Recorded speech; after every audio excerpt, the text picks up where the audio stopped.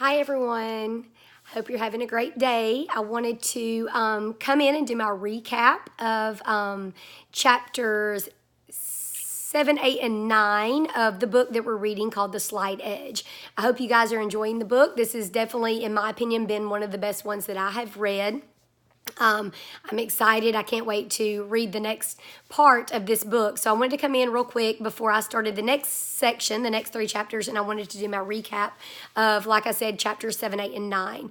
A lot of what the author talked about in these chapters was a formula for happiness. And that how happiness a lot of times is, derived from your perspective. And I like that. But one part that I really wanted to focus on and what I wanted to focus the most on in my recap, I actually took a screenshot of this page because it was my favorite page of all 3 chapters. So I wanted to just read this to you verbatim and then just talk about it for just a second. Let's see. It says, by this point, I'm sure you've grasped the central idea of this book. It doesn't take superhuman leaps to accomplish great things. Whatever success you want to create, whatever feats you want to achieve, whatever dreams you want to make real, you can, and you don't have to do the impossible, extraordinary things to make that happen. But you do have to do something.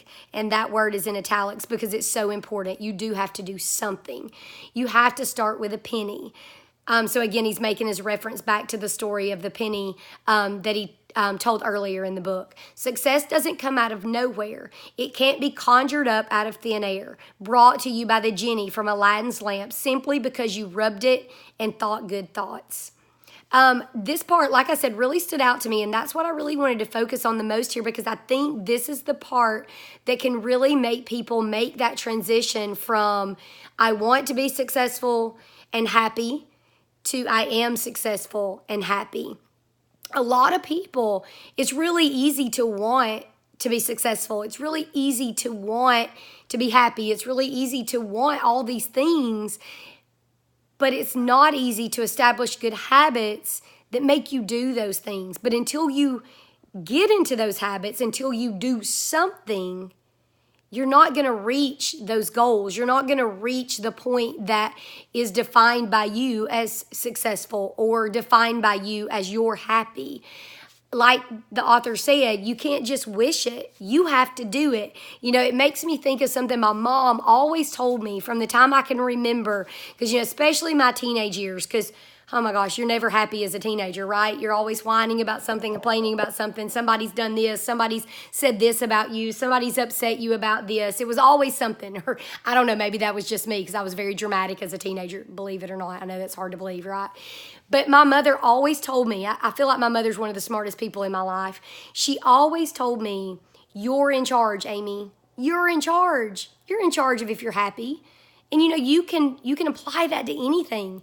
I'm in charge of my happiness. I'm in charge of the way that I perceive, and I'm in charge of how I feel about things. And guess what? I'm in charge of my success. Nobody else. Nobody. It's me.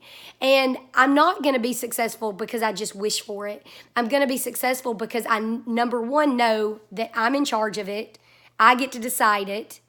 And number 2, because I do something to get there.